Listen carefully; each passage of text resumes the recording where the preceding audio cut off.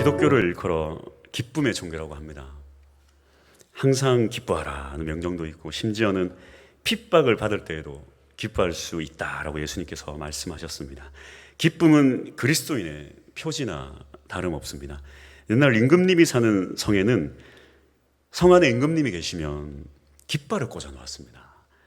이것은 뭐냐면 지금 성 안에 임금님이 계시다라는 것을 표시하는 것이었습니다. 그리스도인에게 이 기쁨은 무엇인가? 바로 왕의 깃발과도 같습니다. 내 안에 하나님이 계시다라는 그 깃발이 무엇인가? 바로 기쁨이에요.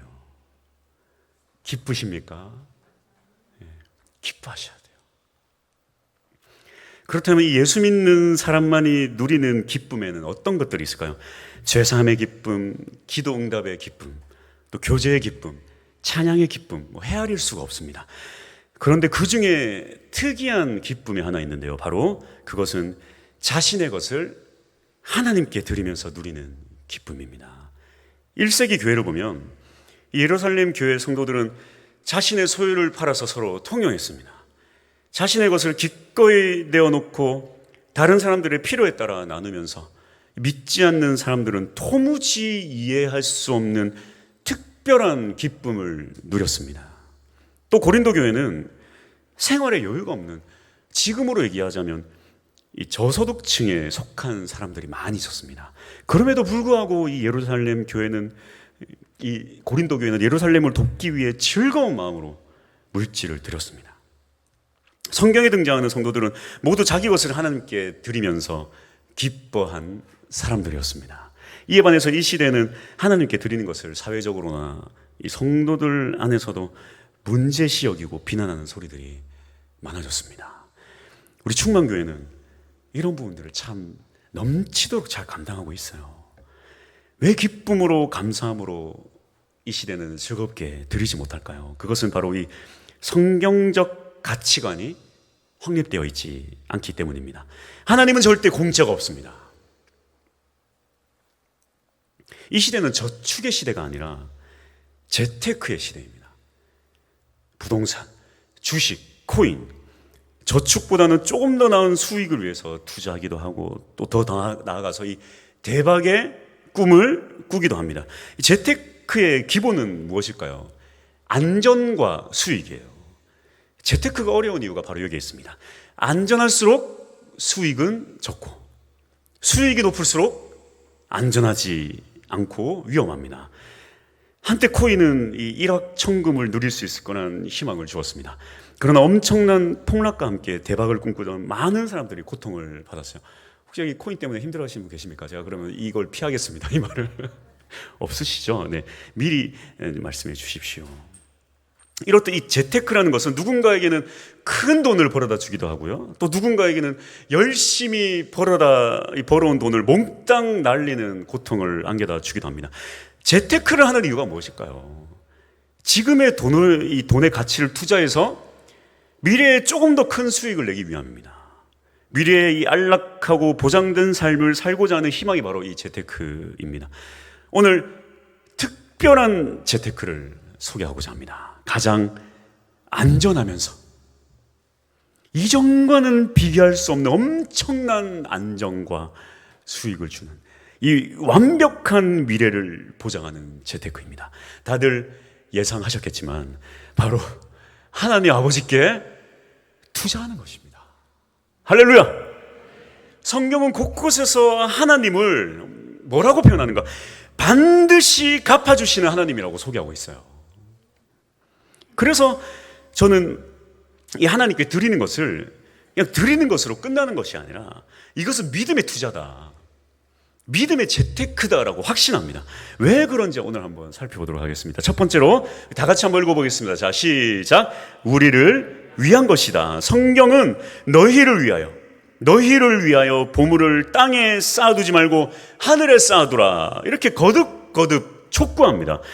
보물을 하늘에 쌓는다라는 것은 물질을 드리는 것으로 1차적으로는 이 헌금을 이야기합니다. 그러나 그것만이라고 생각하지 않고요, 하나님이 기뻐하시는 일에 사용되는 모든 것을 말합니다. 예를 들어서 나의 시간을 투자하는 것, 선교하는 것, 교회 건축하는 것, 구제, 선한 사업에 쓰는 것, 봉사, 헌신, 모든 것이 다 하늘에 쌓는 것입니다. 디모데전서 6장 17절에서 18절.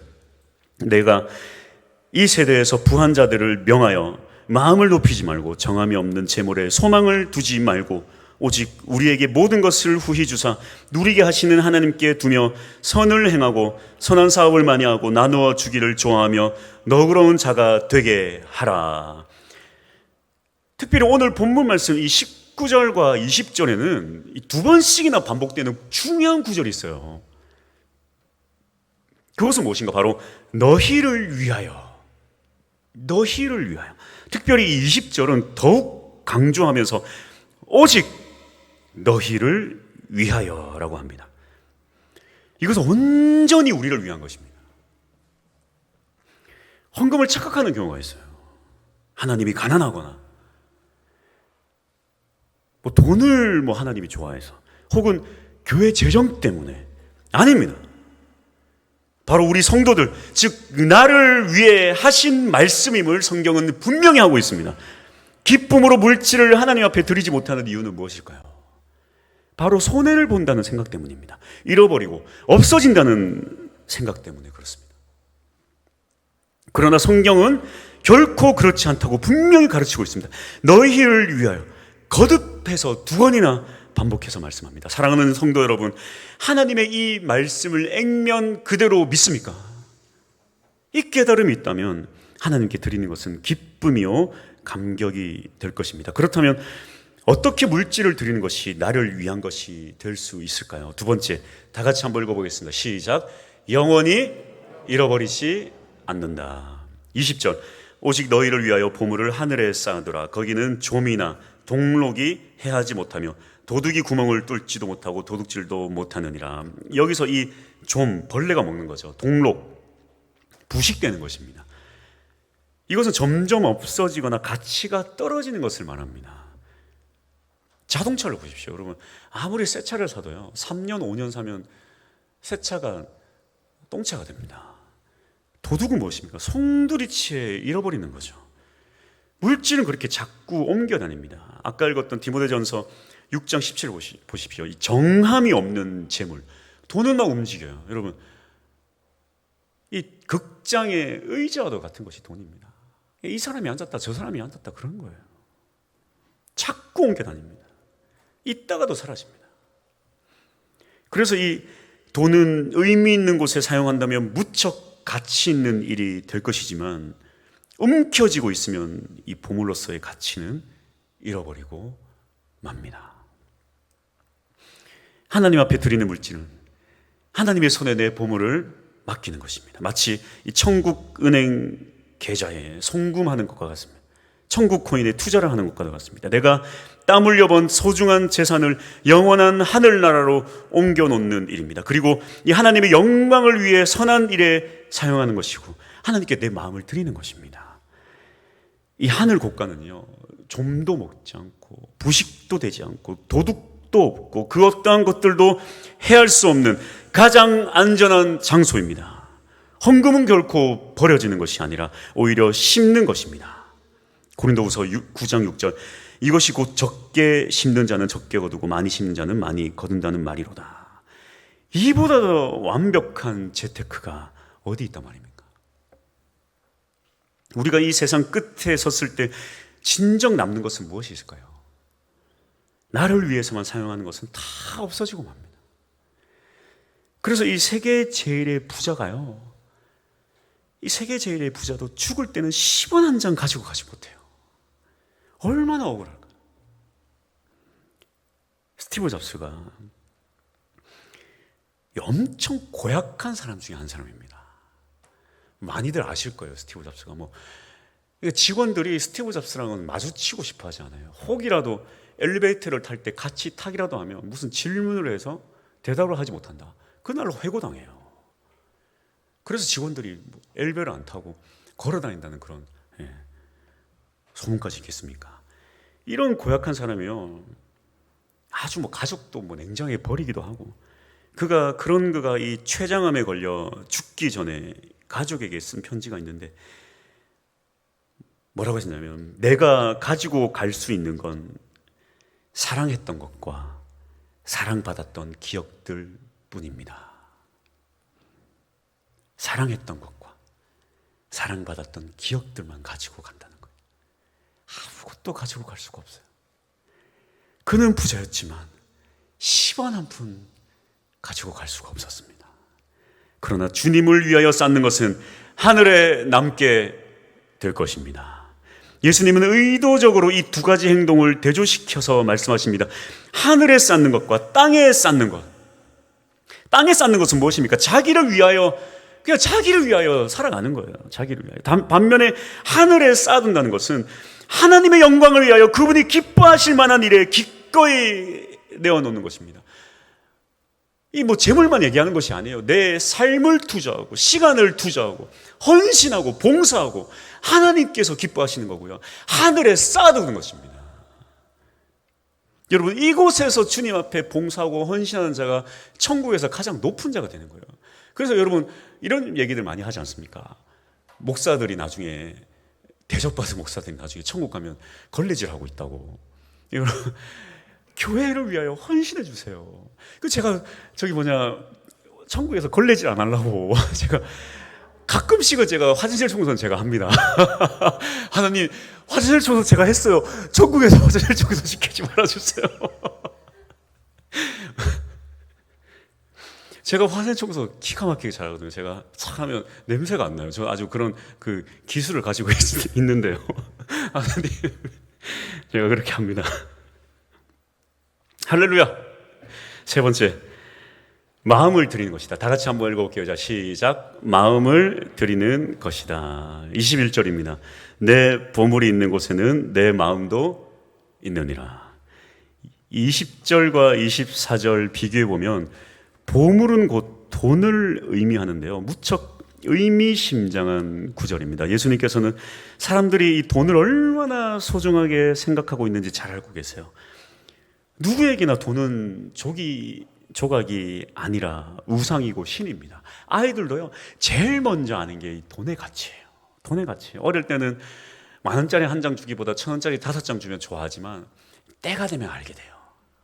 무엇이 더 가치 있는 것인지. 모든 인간에게 중요한 것은 바로 이 돈입니다. 재물은 우리가 아침부터 수고해서 얻는 노력의 대가이기 때문에 누구나 예외 없이 거기에 마음이 다 가 있습니다. 그래서 우리의 몸의 신경 중에 가장 민감한 부분이 어디냐면 이 지갑에 관계하는 신경이에요. 그 아이들이요, 할머니 집이나 이런 데 놀러 가면요, 지루해도 가요.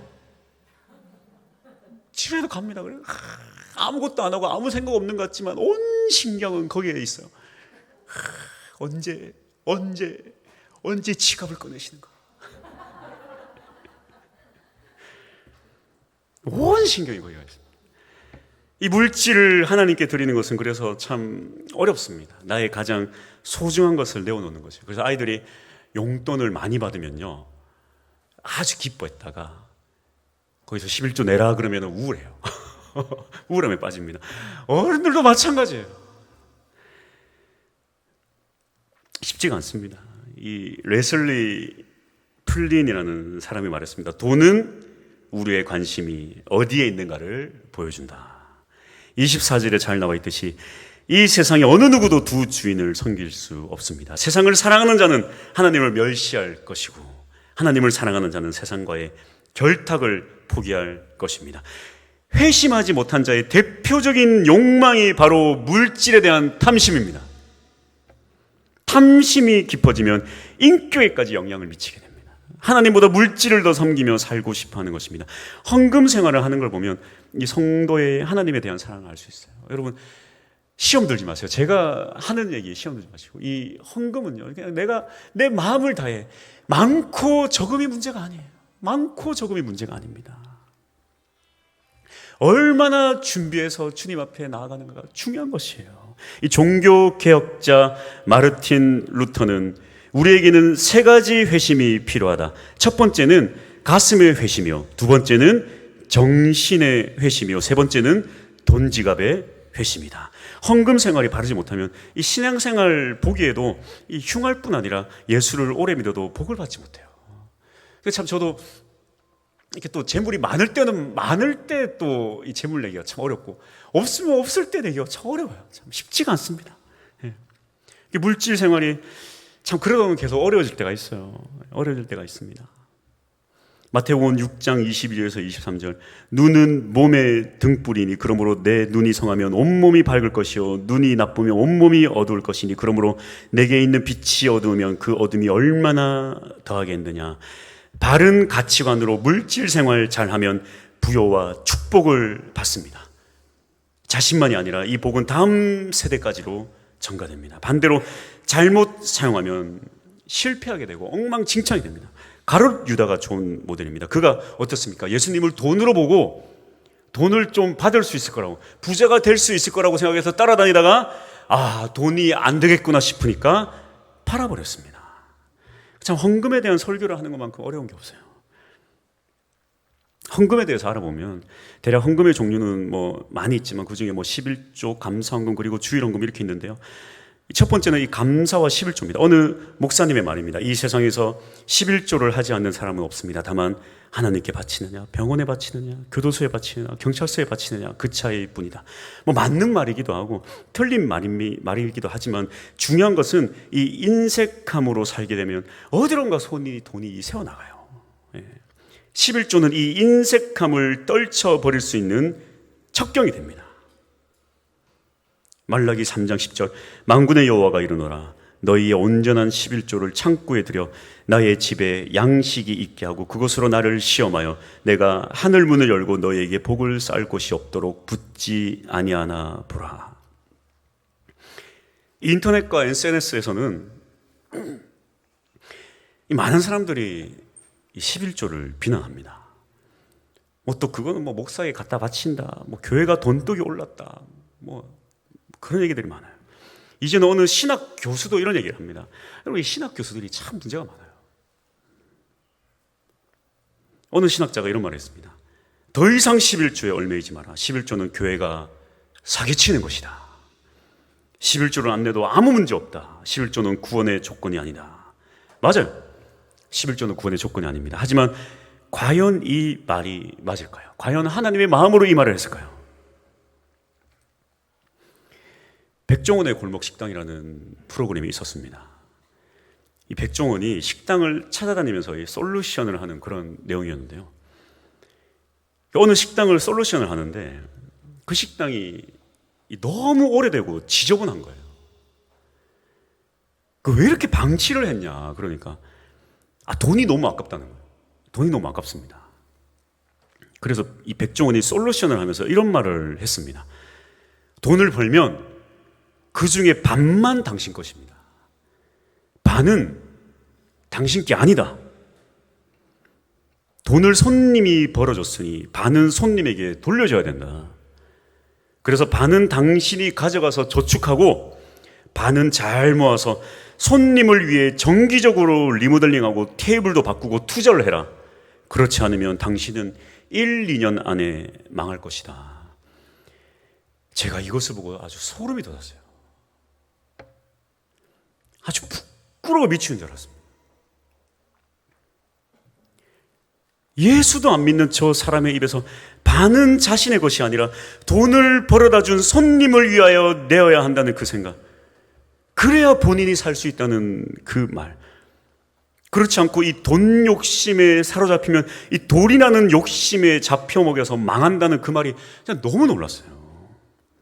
세상 사람도 이 시대 가장 성공했다는 이 외식 사업가도 그렇게 말합니다. 당신의 돈의 반은 돌려줘야 된다. 하물며 이 하나님 때문에 구원받았다라는 하나님의 백성이 이러한 마음에 이 부담스러워한다는 거, 여러분 우리는 한번 생각해 볼 필요가 있습니다.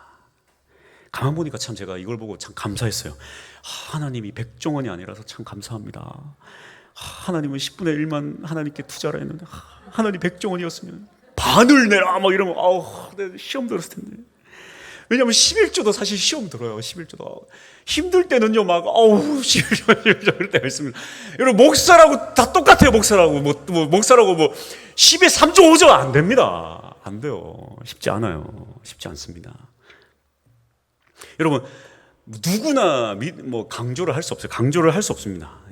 11조를 강조할 수 없어요. 그러나 열심히 11조 생활하는 그 믿음을 그렇게 잘못된 말로 비난하는 건 결코 있어서는 안 됩니다. 왜냐하면 하나님 거지가 아니에요. 하나님 거지가 아니에요. 또 이 하나님의 교회는요, 하나님의 은혜로 운영되는 곳입니다. 누군가가 무슨 내가 이곳에 뭘 이렇게 해서 저렇게 해서 이게 교회가 운영되는 곳이 아니에요. 하나님의 교회는 그렇게 운영되는 곳이 아니에요. 하지만 하나님은 어떤 분이신가? 하나님은 반드시 갚으시는 분이십니다. 이 신학자의 잘못된 말 한마디가 얼마나 많은 사람들의 축복을 가로채는지 몰라요.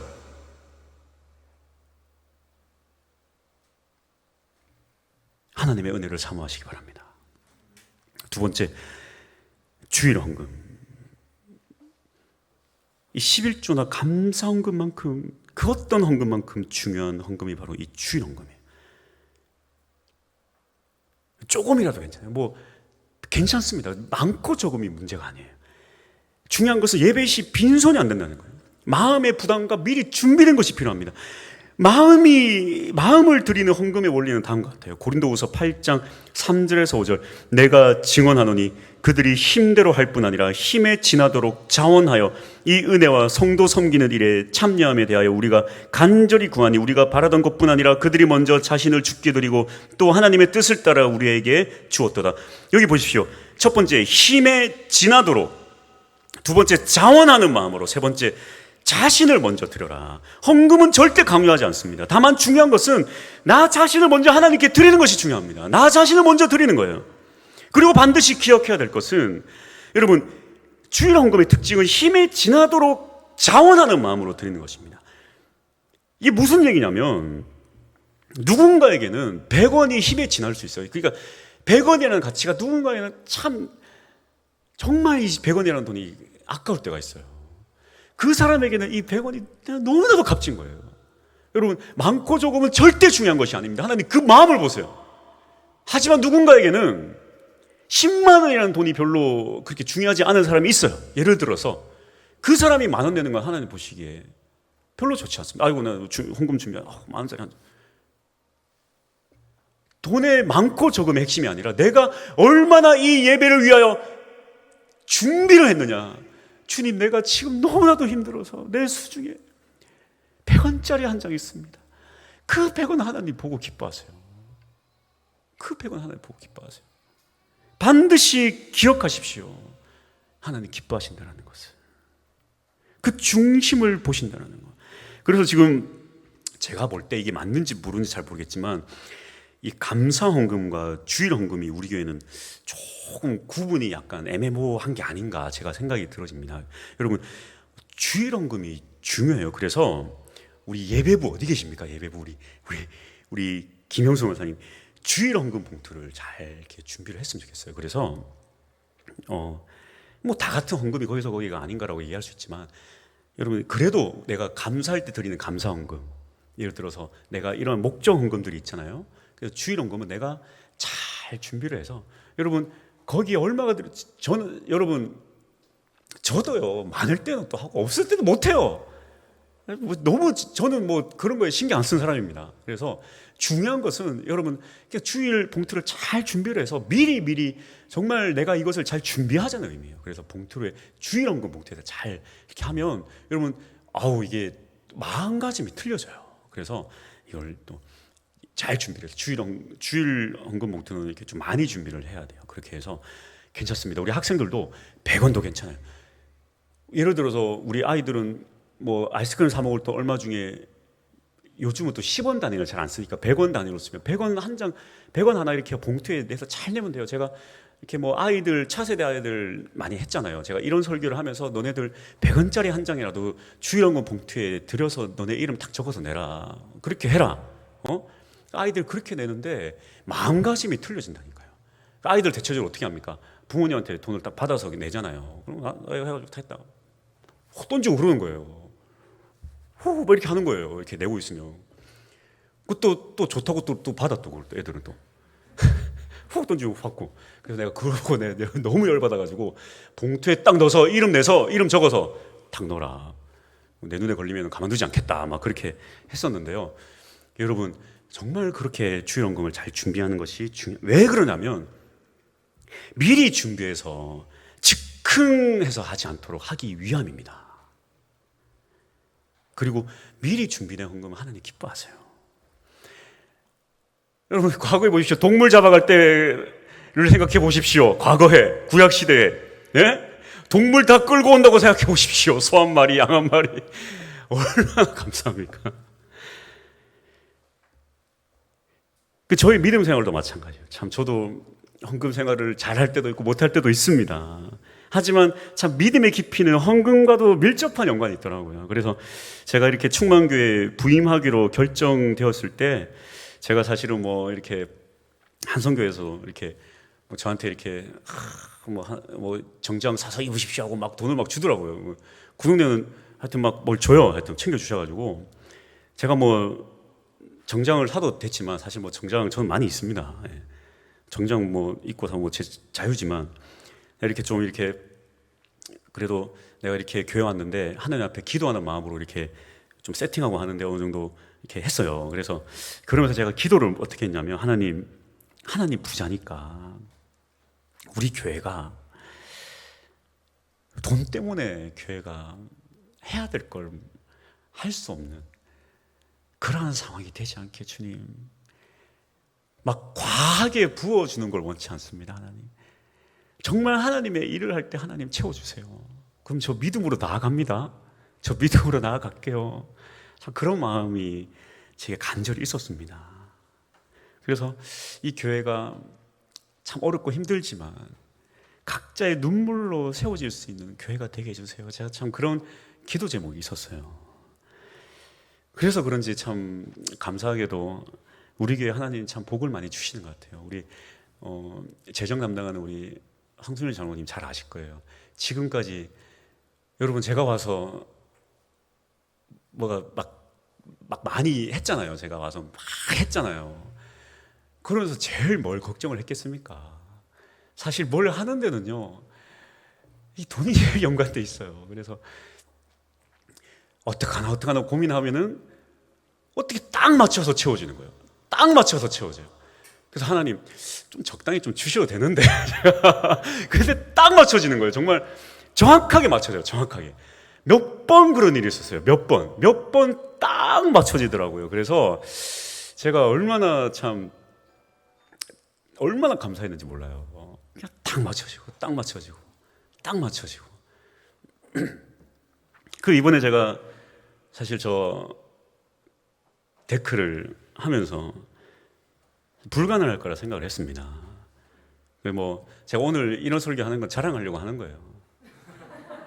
자랑하려고 하는 겁니다.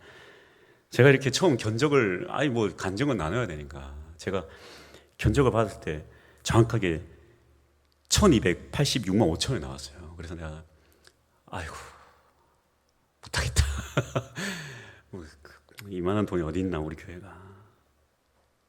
그런데 장로님 카톡이 왔어요. 짜고 맞춘 게 아니에요. 제가 뭐 몰래 전화해서 당신 돈 내! 막 이래 제가 한 적 한 번도 없어요. 제가 개인적으로 전화하신 분 제가 한 사람 있습니까? 없어요. 그런데 딱 1,300이 작정금이 들어왔어요. 무슨 뭐 맞춘 게 아니라니까요. 믿지는 않네요. 여러분 눈빛 보니까 이거 뭐 짜고 맞춘 것처럼 얘기하는데 한 번도 짜고 맞춘 거 아닙니다. 네. 이런 일이 한 번이 아니에요. 계속 이러고 있어요. 계속 이런 상황. 모자라다 싶으면 채워주세요. 하나님이 하시는 걸 하나님 보라는 거예요. 악기도 뭐 여러분 우리 교회 악기가요 우리나라의 현존 최고의 악기들입니다. 이거 지금 대형 교회도 이만 악기들 안 써요. 그래서 한 권사님 제가 얘기 좀 할게요. 한 권사님 연락이 오셨어요. 정말 이렇게 이 일을 위해서 뭔가 정말 하고 싶어서 이렇게 뭘 땅을 좀 팔고 싶다. 막 그런 마음이 있어가지고 제가 사실 포기를 하고 있다가 그 전화를 받고 제가 우리 아내한테 그렇게 얘기했습니다. 그 전화를 받고 될지 안 될지 모르고 막 그렇게 하는데도 그 전화를 받고 제가 그랬어요. 이 일은 하나님 하시는구나. 왜냐하면 그냥 그 마음이면 하나님 하시는 거예요. 그 마음이요. 그것이 무슨 되고 무슨 그 돈이 있고 없고가 문제가 아니라 이 마음이면 되는 거예요. 제가 그 전화를 받고는 그거는 그게 안 돼도 되겠구나. 우리 성도님들이 이런 마음이라면 되겠구나. 이런 마음이면 되겠구나. 하나님 그 마음을 보십니다. 그 두 랩돈을 보세요. 그 두 랩돈을 하나님 보십니다. 하나님 그런 마음을 보시는 거예요. 여러분 자식이 어떻습니까? 자식들이 명품 사다 주는 것이 중요합니까? 명품 사다 주면서 속을 썩이는 게 중요합니까? 그것이 아닙니다. 진짜 효도는 부모의 마음을 아는 거예요.